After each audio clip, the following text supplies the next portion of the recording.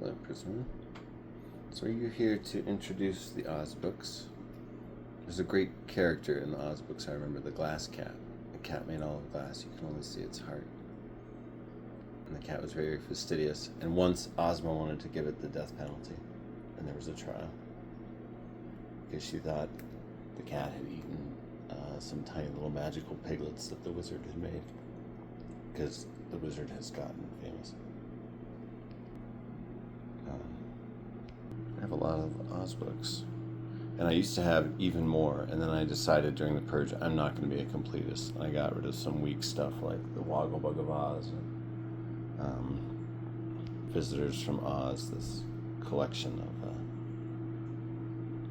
newspaper stories, and some lesser L. Frank Baum, like his Santa Claus one. I was like, ugh.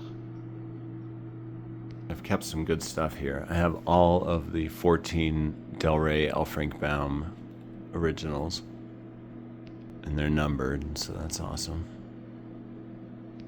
Book 1, The Wizard of Oz, we all know that one.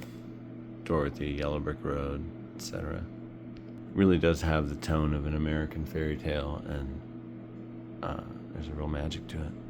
I feel like Baum had a sort of voice that was like, I don't know, it was like reading Baum to me is like reading Grimm's fairy tales or something like that. He catches something really classic in his wording. But the stories had such an interesting life, getting adapted into a classic movie that kind of had its own life. And its spin-offs have been major things, like Wicked. I love these covers. Here's book 2, The Land of Oz. Baum swerves here, no more Dorothy, and we get the story of this boy having adventures across the land of Oz. And it's just great. It's so cool. There's a magical enchanted sawhorse, the evil witch Mombi. Oh, Jack Pumpkinhead, who's got a pumpkin for a head.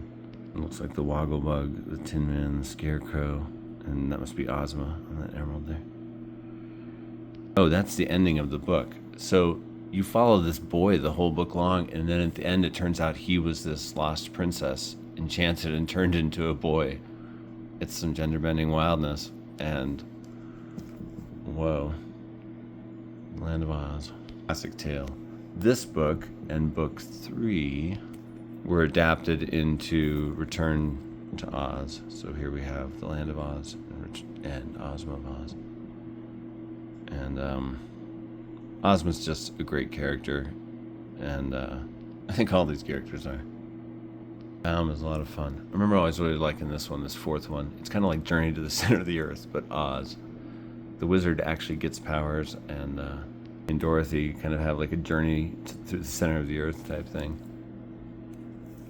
It brings Dorothy back into the Oz books too. These are old, but at reader request, you know. If this one's ever been adapted, I don't think it's been in modern times, but I bet it was in black and white times.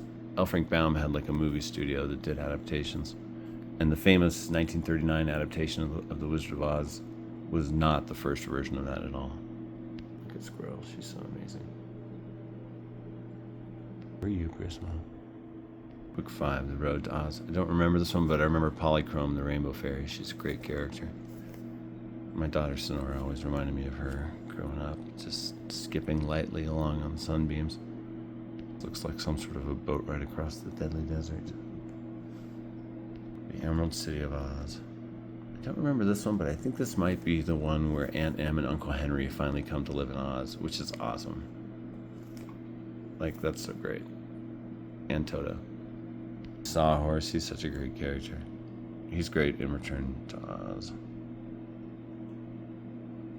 Or is that the Gump? It's the Gump in Return to Oz. That's a good one, too. Wogglebug always says annoying puns, but everybody like wants to murder him. They get like so violently angry about his jokes. That is kind of a funny gag. These books as a kid, and I read these editions, but I also read like really old editions that were just around in 1980s libraries still, and beautifully illustrated, big hardcovers in like battered condition, well loved over generations. Patchwork Girl of Oz. What do I remember about this? It's a cool character. There was this stuff in Oz called the Powder of Life, and basically it was kind of like his mutant get out of making an origin story card in some of these books. Powder of Life, Powder of Life. Brings all sorts of creatures alive. Yeah, these books are kind of special. They're like, I haven't really thought about them or revisited them. They're just something I've held on to for my kids and my nostalgia, I guess. I don't know. Yeah, why do I keep stuff like this? I mean,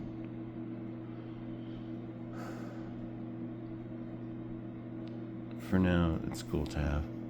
Okay, this is the one that every time I read this series to my kids, and I have 4 kids, and each one of them had this whole series read to them at one point. Anodyne probably a few times. My daughter Anodyne, who's about to turn 20, I'm 45. She was little, she always had this really beautiful Ozma doll that her mom had made, and she carried around with her everywhere. And one Halloween, she dressed up as Ozma and carried her Ozma doll around with her. It was great. But every time we got to this book, it almost killed the whole project, because this book just kind of drags at points. It's based on a play that's based on an earlier book. And it feels unoriginal and derivative. It's like, did Hanna-Barbera animate my experience here in their early days? This is some low quality work. I always love this cover, but I don't know why did I always think this one dragged? But I know maybe the last time I read this series, I think reading this one killed the reading. We were like, okay, that's good on the Oz books. And Squirrel's angry about it, and I don't blame her. What's that? You bedded?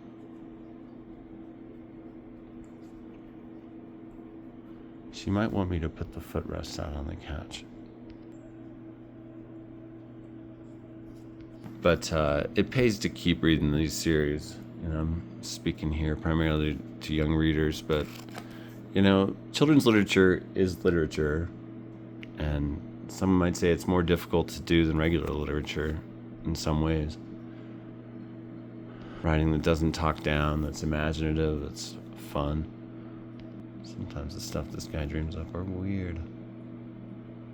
Growing up, this one was my white whale. I could never find it. I don't think I found this one until I was a parent. And then I got to be underwhelmed by it, you know. But I think it's all right. This is a great one. I really like this one a lot. It's got these magic orbs, and there's magic words and stuff. Weog, Piog, Tiog.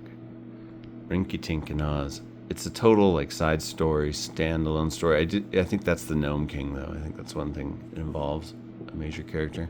And I think this one was based on a play that Frank Baum wrote. He tried to exploit his Oz success in every direction, in every way. He's all, let's make movies, let's turn it into plays, let's do all this stuff. You know, a very like Henry Ford-like approach to his writing. But I'll tell you, as the series goes on, oh, what a great cover. That's great. That's like a classic sci-fi fantasy cover or something right there. Beautiful. And Del Rey, those are sci-fi peeps. Maybe not. But at one point I have had a best of Lester Del Rey paperback.